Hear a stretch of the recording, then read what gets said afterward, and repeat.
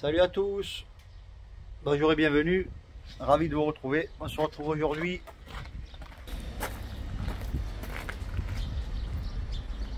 sur un Ford Kuga.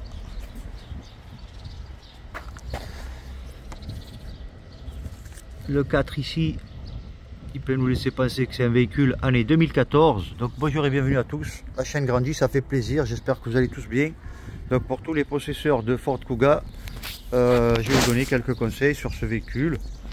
En l'occurrence l'emplacement filtre habitacle, filtre à air, filtre à huile, filtre à gasoil. On est sur un moteur 2 litres TDCi turbo diesel. Et donc si vous avez un Ford Kuga et que vous habitez dans le sud de la France ou que vous aimez bien garer votre véhicule en extérieur, vous n'avez pas la chance d'avoir un garage ou un abri, un port-car, etc. Donc vous ouvrez votre capot via cette manette. Donc les messages au tableau de bord, lorsque la révision doit être effectuée, ils sont où? Il me demande la clé, alors qu'elle est vraiment pas loin, pas loin.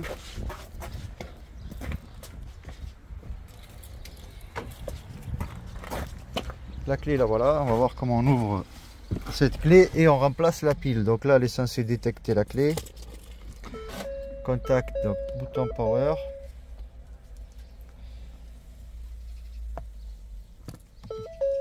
Donc capteur pneu non détecté. Donc il y a un capteur de pneus qui n'est pas détecté. Donc les pneus peut-être qui ont été remplacés dernièrement. Et on a vidange huile moteur nécessaire. Donc vidange huile moteur, qui dit vidange huile moteur, dit vidange de tous les autres filtres ou remplacement des autres filtres. Et on a ici aussi clé, pile faible, remplacer la pile de la clé. Donc on va voir aussi comment on remplace la pile de la clé. Donc bienvenue à tous, je vous invite à vous abonner, à liker la vidéo et c'est parti, et à la partager à ceux qui ont des Ford Kuga pour quelques conseils très importants. Donc on ouvre le capot sur un capot manuel. Donc on arrive ici, le capot c'est un peu ouvert, on a ici une manette jaune, on clique dessus et on ouvre le capot, une main, hop, et on se rend compte, voilà, donc on a c'est manuel, un manche, et on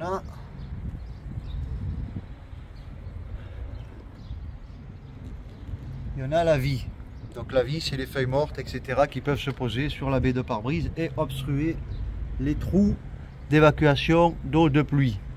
Et donc si l'eau ne peut pas s'évacuer par où elle doit s'évacuer normalement, évidemment elle va essayer de s'évacuer par d'autres chemins qui ne sont pas les bons. Un rayon de soleil, j'espère que tout le monde va bien. Donc on cale son capot et ensuite on va voir un peu où sont les éléments. Donc ici on se rend compte que l'air il passe par là, hop, il rentre là, et donc sûrement qu'ici on a le filtre à air. Il a l'air de forme cylindrique, ici c'est rond. Donc le filtre à air. Le filtre à air ressemble, voici la boîte.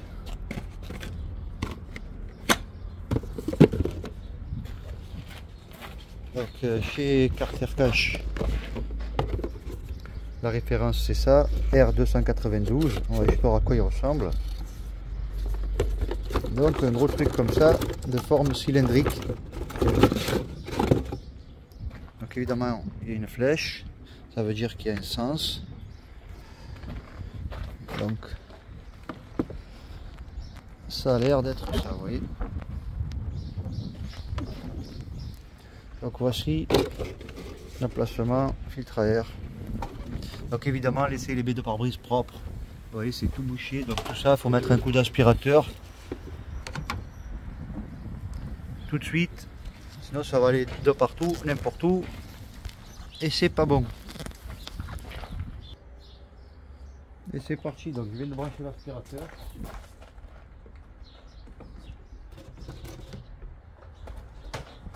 Donc ça risque de faire du bruit.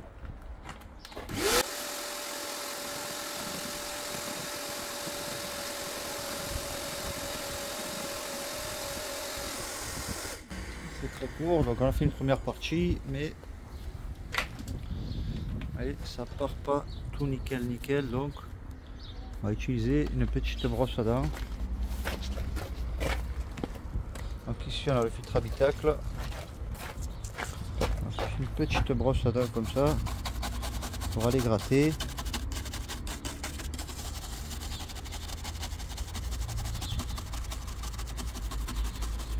De préférence quand c'est sec. Vous voyez, ça fait comme du terreau à l'intérieur.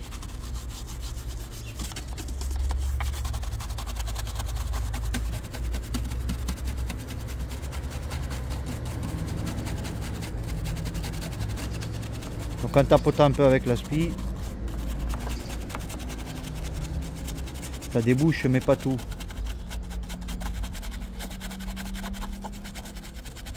Sinon un petit tournevis fin.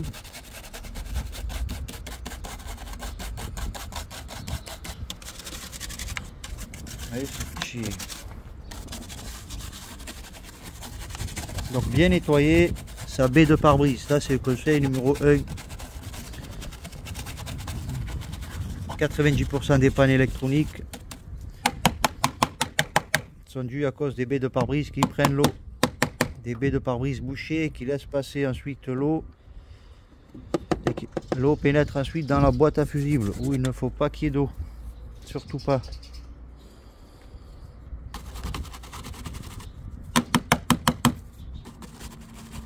Donc on prend le temps, on nettoie bien. Comme quand on se brosse les dents.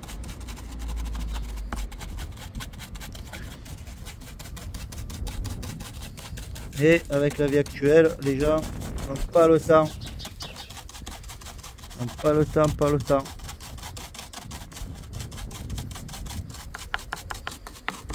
Le papa il est à Paris, il travaille, la maman elle est au travail, les enfants ils sont partout. Et donc pas le temps de faire un vrai ménage.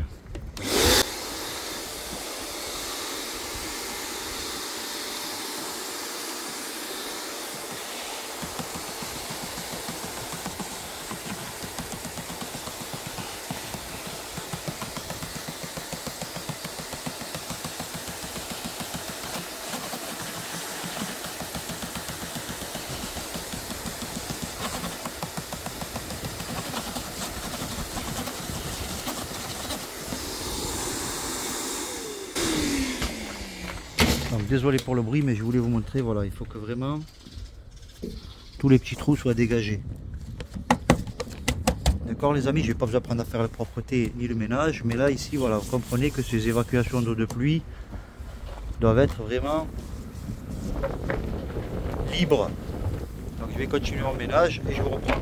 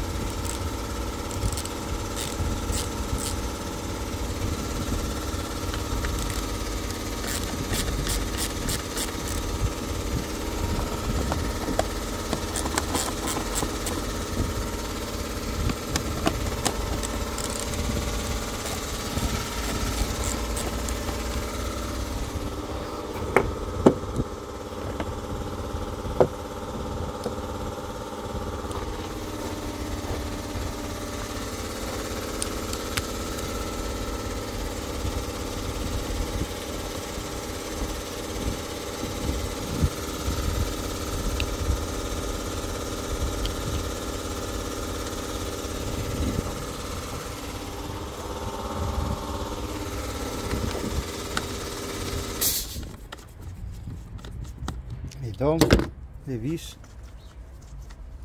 filtre à air, il n'est pas obligé d'enlever le vis complètement, mais je préfère. Mais il ne tombe pas.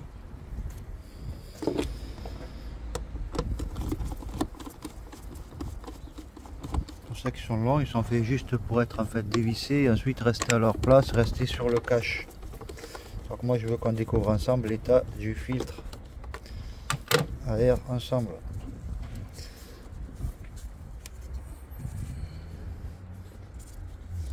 Alors, je vois qu'il a l'air d'être au fond clipsé complètement le cache. Donc je pense qu'à partir de là il faut faire il faut quand même un peu peut-être forcer pour qu'il sorte. Hop hop, je contrôle.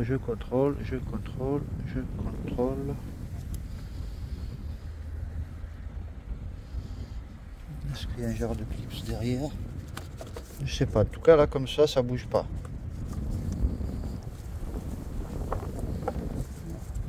Ah voilà, tout doucement, donc on essaie de manipuler un peu à droite, un peu à gauche. Essayer de comprendre. Hop, hop, hop, hop, et la lumière fuse. Et voilà. Donc juste le cache, les autres boulons, les deux autres. Vous voyez, ils sont longs les vis. Donc dès que vous sentez que vous avez dévissé la moitié, qui devient bien libre, obligé de les enlever ceux qui sont derrière. Vous voyez l'état du filtre. Donc est-ce qu'il y a quelque chose à faire? Il y a juste à pousser en arrière. Non. Je pense voilà, ça vient plus dans ce sens. Vous relevez la partie à droite côté conducteur. Hop. Et là vous avez votre cartouche. Donc est-ce que la flèche comprend que ça va à gauche, ça va à l'intérieur. Et donc voilà.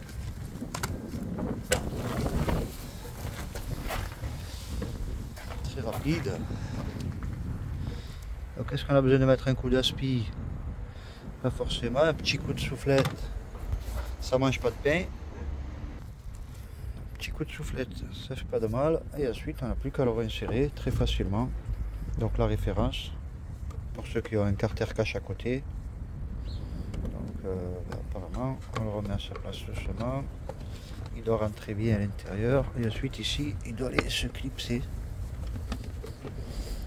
Il a vraiment un emplacement ici à l'arrière.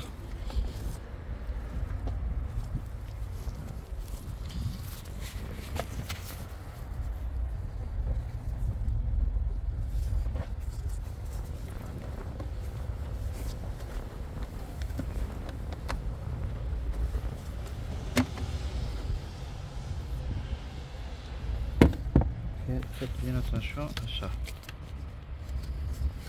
Le filtre doit être calé vraiment là, dans le rond. C'est pour ça qu'il a une arête là. Et en même temps il doit rentrer là-dedans. Donc il faut l'installer comme il faut.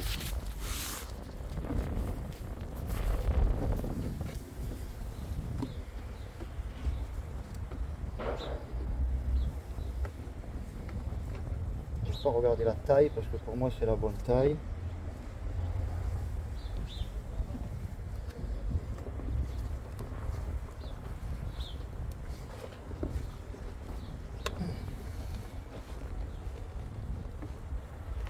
Ah, on est pas loin de la vérité et c'est bon. Donc n'hésitez pas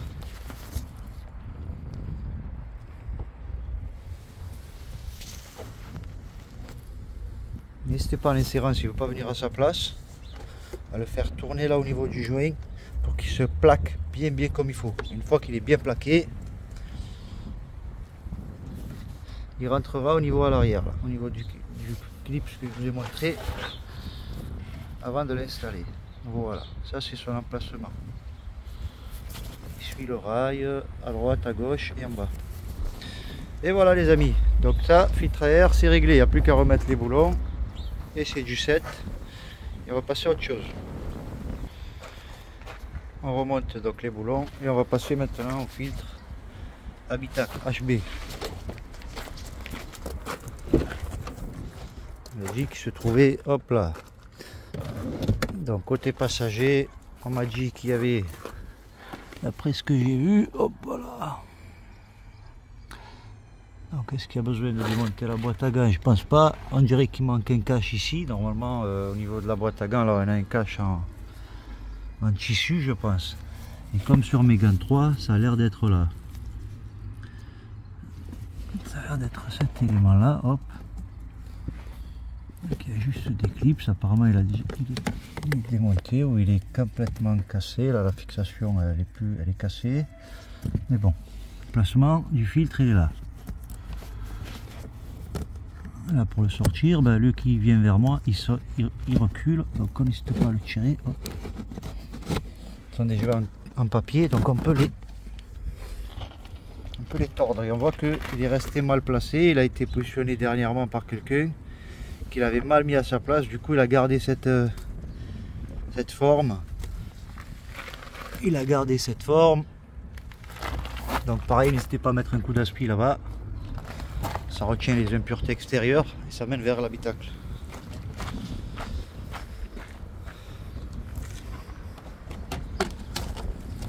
De nouveau.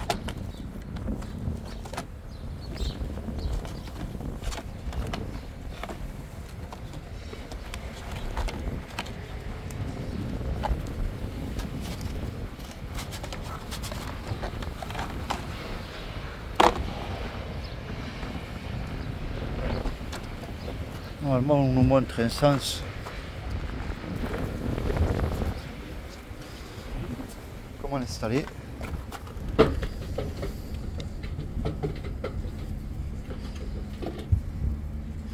Voilà une flèche comme ça. Donc l'air arrive de l'extérieur par là et il rentre dans l'habitacle par là. Donc il doit s'insérer dans ce sens. Et comme je vous disais, il faut le plier un peu pour l'insérer. Et essayer de le remettre à sa place au maximum bien.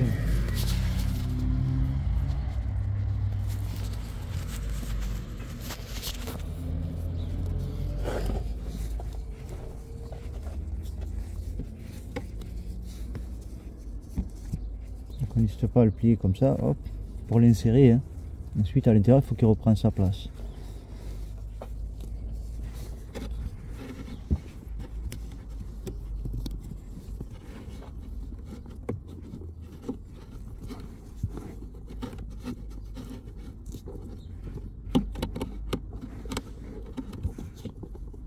Allez, mon petit.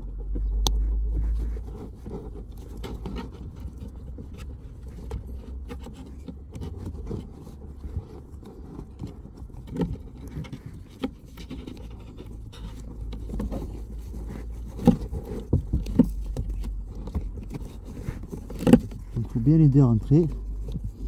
Ensuite il prend sa place. Et quand il prend sa place, ben, la forme il faut qu'il soit nickel à l'intérieur. Il faut qu'il soit nickel et vous sentez qu'il s'est tout détendu. Voilà, là il est complètement à sa place. Il n'est pas tordu, il est pas mal mis. Et donc il y a juste ça à remettre.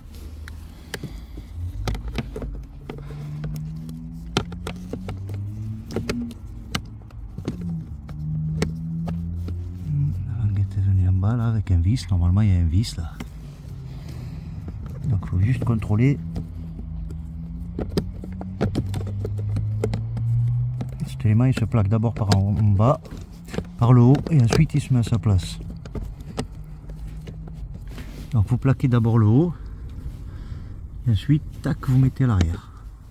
Là comme je vous l'explique, celui-là il est cassé, ce cache est cassé. Mais bon, il est à sa place quand même. L'air sera bien filtré. Donc filtre habitacle. Ok, un like pour le filtre habitacle. Et maintenant donc